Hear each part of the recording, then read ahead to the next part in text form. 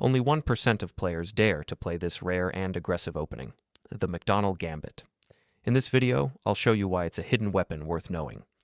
e4 followed by e5, the king's pawn opening. A very standard and common setup. But now comes the first surprise. We play d4. This position is known as the center game, and you can probably guess why. There are now 3 pawns aiming directly at the center. Most players will simply capture the pawn on d4. If they don't, that's usually a mistake, because you'll be the one to capture their center pawn instead, gaining central control. Now, when they do take the pawn, here's where it gets interesting. Instead of the usual developing moves like knight to f3 or bishop to c4, we play pawn to f4. This isn't the typical way players approach the center game. Most go for quiet development. But this move, f4, it leads us into a much more aggressive and lesser-known line, with a much higher win rate. Next, black will often play knight to c6 to support their extra pawn, and that's exactly the position we're aiming for. Now, black is up a pawn. Naturally, they'll want to hold on to it, and that makes perfect sense. So our next step is to apply pressure with knight to f3, targeting that central pawn. In response, black will usually defend with bishop to c5, reinforcing their pawn. At this point, it becomes clear we're probably not getting that pawn back anytime soon. With both the bishop and the knight defending it, it's well protected, and we don't have a direct way to challenge it right now. So instead of obsessing over that pawn, we shift focus. We continue developing bishop to d3. And yes, there is a reason we place the bishop here, which will become clear in just a few moves. Typically, black continues standard development, something like knight to f6, a very natural and common move in this position. Now, we castle kingside, getting our king to safety. And in most games, black will do the same, kingside castle. But believe it or not, this is actually where black starts to fall into danger. Why did we place the bishop on d3 earlier? Because now we get to push pawn to e5, attacking the knight and opening a deadly diagonal.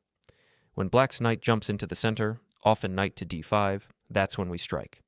This is where we unleash the famous tactic known as the Greek gift sacrifice. Bishop takes h7, check. At this point, black doesn't have many good options. After you sacrifice the bishop with bishop takes h7 check, they either accept the sacrifice or try to sidestep with king to h8. But your response is the same either way. Let's say they capture the bishop, the most common reaction. You immediately follow up with knight to g5, delivering check. Now black's choices are extremely limited. If they take the knight using their queen, you simply recapture with the pawn, and you're up material with a completely winning position. If instead they move the king, they only have a couple of legal moves, and none of them are good.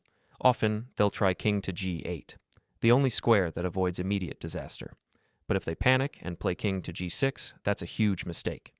Now you strike with pawn to f5, delivering check. Your bishop from d1 is guarding the knight on g5, so the king can't capture it, and the only legal move is king to h6. And again, your bishop is doing the heavy lifting. It's covering your knight, so you have plenty of time. Now comes the finisher. Queen to g4. You're threatening queen to h4, checkmate, and there's really no effective way for black to stop it. Even if they had played king to h6 right away after knight to g5 check, you still have a crushing move, queen to d3. This simple move threatens queen to h7, mate in 1, and there's no good defense. No matter what black tries, they're walking straight into checkmate. At this point, most players will just capture your knight and hope for the best. And honestly, if you trade your knight for their queen, you're already winning. That's a great outcome. They might try to stop your attack with pawn to g6, blocking your queen. But here's the trick. Swing your queen to h3, deliver check, and after the king moves, it's queen to h7, checkmate.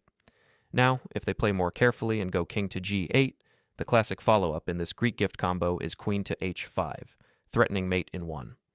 Their best defensive move here, and it's not even a joke, is to give up their queen by taking your knight. If they do that, you're clearly winning. But most players won't give up their queen. Instead, they'll try rook to e8, hoping to escape with their king. If you rush in with queen to h7, they'll run, and there's no forced checkmate after that. So instead, play it smart. Take the pawn on f7 with your queen. This forces king to h8. Now continue with queen to h5, forcing king to g8, then queen to h7, forcing king to f8, and finally queen to h8, leading to king to e7. You're pulling their king into the open, and from here, the attack becomes unstoppable. After you capture the pawn on f7, the key moment comes when you play queen to g7. And now, with no pawn on f7 blocking the path, it's a direct checkmate. the king has no escape. All of this unfolds in just around 15 moves, a clean, crushing win from a little-known gambit in the center game. Let's rewind for a moment, back to the early stages. After knight to c6, which is by far the most common response, you play knight to f3, but not everyone follows the main line. Some opponents will try to get fancy and play bishop to b4, giving a check. This needs a bit of caution, but there's a simple and solid response. Just block with pawn to c3. Now, most players will capture that pawn with their bishop, and that actually works in your favor. Why? Because after pawn takes c3, you develop your knight to c3 with tempo. Even better, many players will go ahead and trade the bishop for your knight. And that's great news. If they don't, your knight is likely to jump into the center later, especially after you castle, and a centralized knight in that position becomes incredibly powerful. Since they don't want your knight to become too powerful in the center later on, most players will trade it off while they can. So after bishop takes c3, you recapture with the pawn. Sure, it's not a perfect pawn structure, but that doubled pawn won't cause any real problems, especially since black has no way to attack it right now. From here, most opponents will play pawn to d6, trying to prevent you from pushing e5. But if they instead go for knight to f6, don't hesitate. Go straight for pawn to e5 and bring your bishop to d3, aiming for the familiar aggressive setup. In most cases, though, you'll see d6, then you continue with bishop to d3, knight to f6 from black, and you castle kingside. If they also castle, then this should look familiar. It's the same setup we saw earlier. You play pawn to e5. If they capture, you recapture. When they go knight to d5, it's déjà vu. The Greek gift sacrifice is on the board again. Bishop takes h7, check. If they accept, knight to g5, and the same deadly pattern repeats. Whether they give up their queen or run their king, the result is the same. They're walking straight into a brutal finish. Now let's go back for a moment. Castling too early, especially by move 9, is the real mistake. A better try for black is to play bishop to g4, pinning your knight. That's a smarter defense. But even here, there's a strong plan. You don't panic, you simply go pawn to e5. Notice the recurring themes. Bishop on d3, push e5, attack the knight. These patterns show up again and again in this gambit, which makes it both easy to remember and incredibly dangerous. So after you push e5 and they capture, you recapture. And now black has two common options. They'll either move their knight to the center, usually knight to d5, or they'll get greedy and take your central pawn. If they choose knight to d5, that's your cue to play bishop to c4, adding a second attacker to that knight.